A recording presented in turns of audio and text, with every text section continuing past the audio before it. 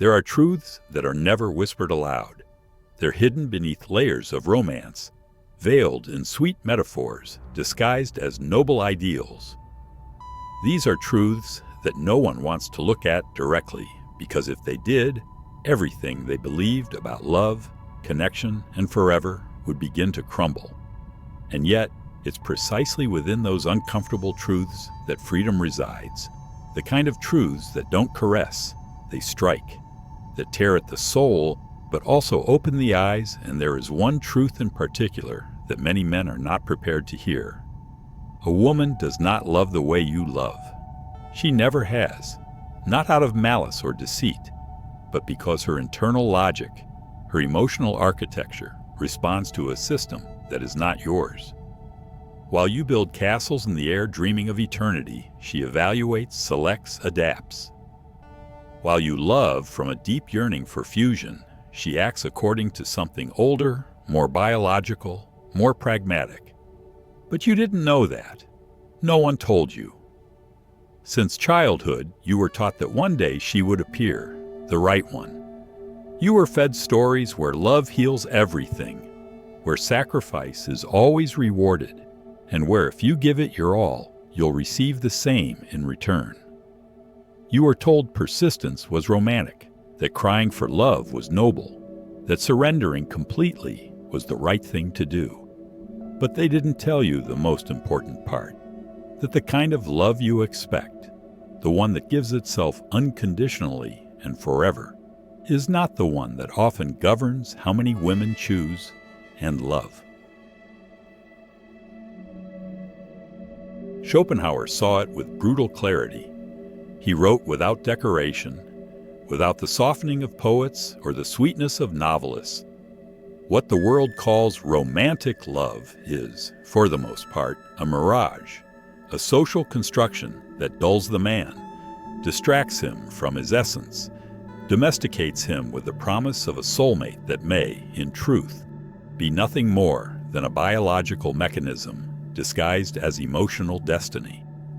The philosopher didn't say this to wound, but to awaken. He warned that the female instinct, though it doesn't come from disdain or cruelty, is programmed to seek protection, stability, continuity, that it often operates without the woman even being consciously aware of it, guided by the cold laws of natural selection.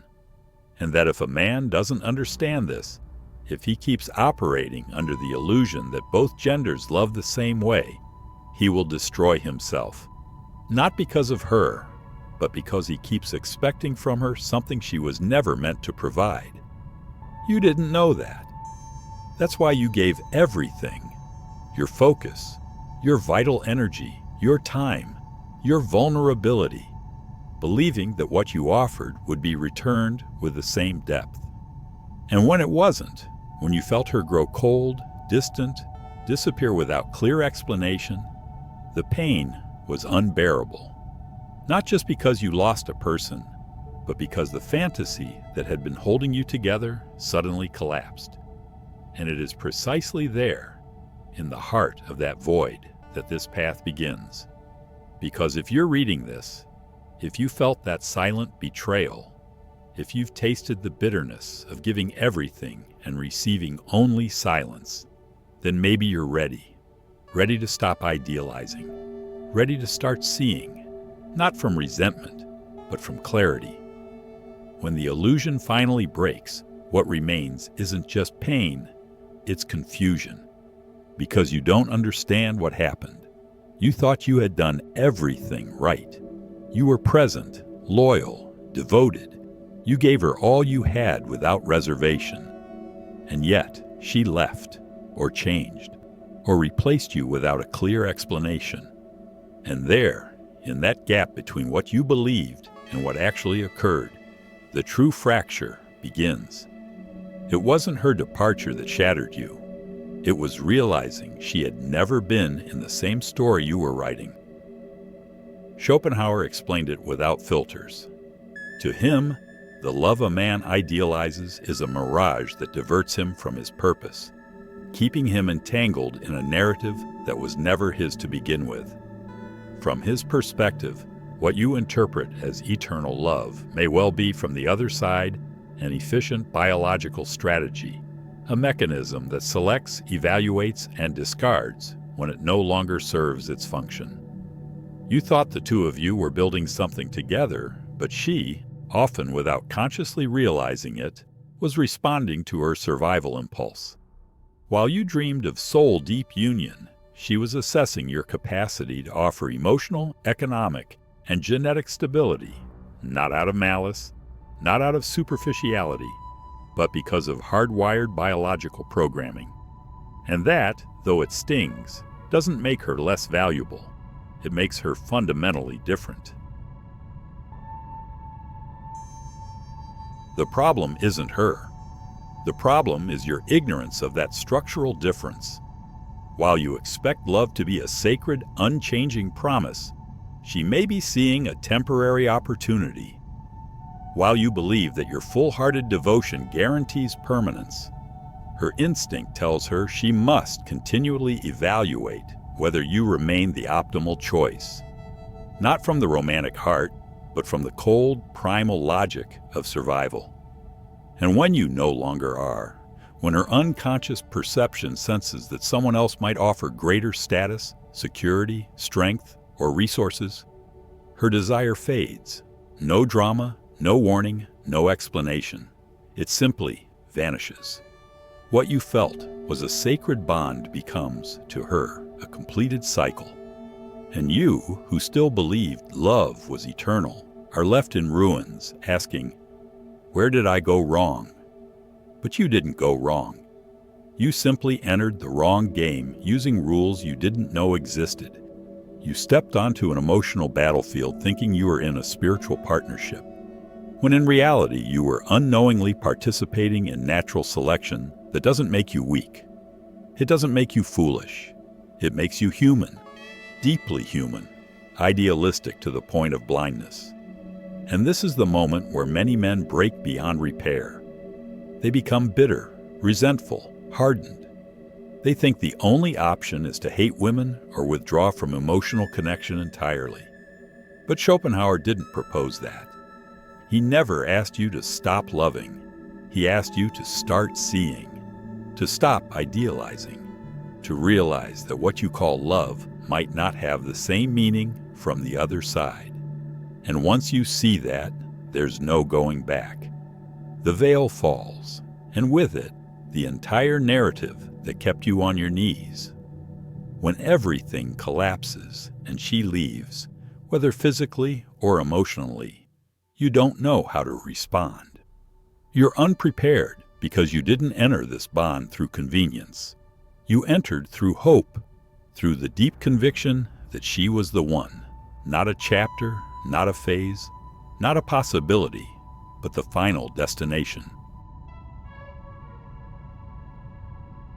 That's why, when she pulls away, or someone else appears in her orbit, your entire world disintegrates. You feel the chill of the unexplainable. And worst of all, you blame yourself. So you try harder. You multiply the messages, the gestures, the desperate acts of affection. You fight to save what you had, but there's nothing left to save. Because what you felt was a spiritual connection was, from her perspective, and from Schopenhauer's cold lens, a functional bond that either fulfilled its purpose or was replaced by something more advantageous. And here comes the most devastating confusion. She doesn't hate you. She may not even have a clear reason. She's simply disconnected, not out of cruelty, not by design, but because her instinct told her to. Because she no longer perceived in you the same promise of safety or progress.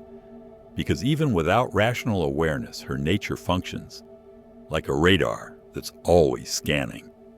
And when it detects someone with greater status, resources, symbolic strength, or future potential, her attraction shifts. You don't understand how this is possible. How someone can say she loves you one day and behave like a stranger the next. But that's because you still see love as a straight line, something that, once born, can only grow. You don't realize that for her, That line is dynamic, flexible, dictated by factors you can't control and often can't even perceive. So in your desperation, you crawl, you cry, you beg. You become a shadow of who you were, trying to revive something that no longer exists. You humiliate yourself because you believe your love can reignite her interest. But the more you lower yourself, the more you vanish, the less she sees you. Because she doesn't respond to your pain, she responds to your position. And when that position becomes needy, submissive, desperate, it no longer holds the value her instinct seeks. And in that quiet, invisible process, you lose more than a woman. You lose your center. Your dignity evaporates. Your direction collapses. Because everything had been anchored in her. Your purpose, your motivation, your emotional identity. And when she's gone, you no longer know who you are without that story. That's when the real fall begins, not with the breakup, but with the realization that you abandoned yourself inside that relationship. And the most bitter part is that you can't even hate her, because deep down, you know she didn't write the false narrative. You did. You projected it. You dreamed it. And now, pain teaches you with ruthless clarity that the price of idealizing without understanding is losing yourself in a story that was never real. That moment of collapse isn't just about heartbreak. It's an existential implosion. Because it's not only her that leaves. Your entire sense of purpose, which you had tied to her presence, vanishes with her. The future you envisioned crumbles. The illusion you nurtured through every silent sacrifice, every small surrender of self, evaporates. And what's left is emptiness. Emptiness and ruins. An identity shattered, not by betrayal, but by the choice to pour your soul into something that only ever needed function. By expecting permanence in a system designed by biology to be adaptive, temporary, utilitarian. Schopenhauer didn't say this to break you. He said it to wake you. Because as long as you believe your devotion guarantees eternal love, you'll be destroyed by a logic that was never yours. Many men never recover. They remain there, trapped in a shattered narrative, repeating the cycle, chasing the same illusion with different names and faces over and over, hoping that this time it's different. But nothing changes, because it's not the woman who must change.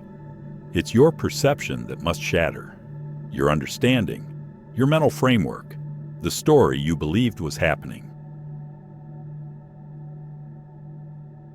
And for that, you must face a brutal truth. You allowed it, not as guilt, but as key. You were the one who gave everything without requiring real reciprocity.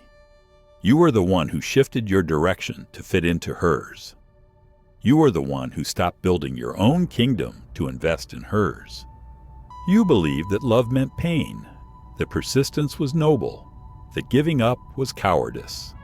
But the real cowardice is continuing to feed an illusion that's killing your soul. When you repeat that phrase, "I allowed it," you're not condemning yourself. You're reclaiming power. Because if you were the one who betrayed yourself, then you can also be the one who saves yourself. You can stop idealizing. You can stop seeking validation from someone who doesn't see you as an equal. You can start looking at yourself with the same intensity you once looked at her, not to harden, not to hate, but to awaken. Because deep down, you don't want revenge. You don't want punishment. What you truly want is clarity. And that clarity begins when you stop searching for answers in her shift and begin searching for the reason why you gave so much without boundaries. When you understand that what hurts isn't just her absence, it's the abandonment of yourself, that man staring back at you from the shattered mirror, the one who no longer knows who he is, was not born from her actions. He was born the day you stopped respecting yourself. The day you decided she was worth more than your peace, your purpose, your vital energy. And the only way out of that abyss isn't through more romance, more hope, or blind faith. It's through truth. A truth that burns your eyes if it must, but finally lets you see. Because as long as you remain sedated by the narrative they fed you, you will continue begging for emotional crumbs, believing it's love. But that's not love. That's dependency. And dependency destroys more souls than rejection ever could. And then comes the day when you can no longer keep lying to yourself. The day when something inside you breaks so violently that no sweet phrases or nostalgic memories can hold it together. That's the day you look the illusion straight in the eye and realize it wasn't her who destroyed you. It was you, for dreaming with someone who was never dreaming the same dream. Schopenhauer didn't give you a blueprint for hatred. He offered you a mirror, one that not everyone dares to face. Because what it reflects is not her, it's you. Your need to idealize, your desperation to be loved, your chosen blindness. And if you can hold that gaze without flinching, without justifying, without fleeing, something shifts, something deep, something no one can ever take from you again. That's real freedom, not the one you scream to convince yourself you're fine, not the one you pretend in front of others. The kind of freedom born from properly lived pain, the kind that emerges when you accept that your worth is not defined by whether or not she chooses you, loves you, or validates you. That your purpose cannot depend on someone else's fluctuating desire, because you didn't come into this world to orbit her. You came to build your own center, your own kingdom. And if a woman walks beside you on that path, let it be out of mutual respect, shared vision, and awareness, not because you need her to save you from yourself. The difference is everything. When you stop idealizing, you stop begging. You stop shrinking yourself to fit. You stop negotiating with your essence just to be accepted. And finally, you reclaim something you had given away without realizing. Your vital energy, your presence, your clean, undiluted masculinity, your purpose, free from need. And that transformation doesn't require vengeance. It doesn't require resentment. It requires truth. The kind of truth that tells you that you are not here to be loved as a fantasy, but to be respected for who you truly are. And if that doesn't happen, if they don't see you, if they don't value you, then you must have the courage to walk away, not from anger, but from dignity, because you are not a stepping stone. You are not a phase. You are not a resource. You are an end in yourself. A man who walks firmly, even if he walks alone. One who would rather stand in the silence of his truth than stay in the golden prison of an illusion. And that choice, though painful at first, is the line that separates the conscious man from the emotional child who still hopes to be loved like in fairy tales. Illusion doesn't die on its own. It dies when you choose to let it go, when you name it, understand it, release it. And then your true self emerges, not the one who chased validation, not the one who gave blindly, but the one who will never again sacrifice his soul for a story written by someone else. Now you know, and with that knowing, you can't go back. You can't keep believing what you've already seen collapse. You can't betray yourself by chasing a fantasy that has already shown you its teeth. Love is not your enemy. Women are not your enemy. The true enemy was the lie you were told and chose to believe, but not anymore, because now you walk with open eyes, a straight spine, and an intact soul, not to hate, but to never again abandon yourself. And that is the true victory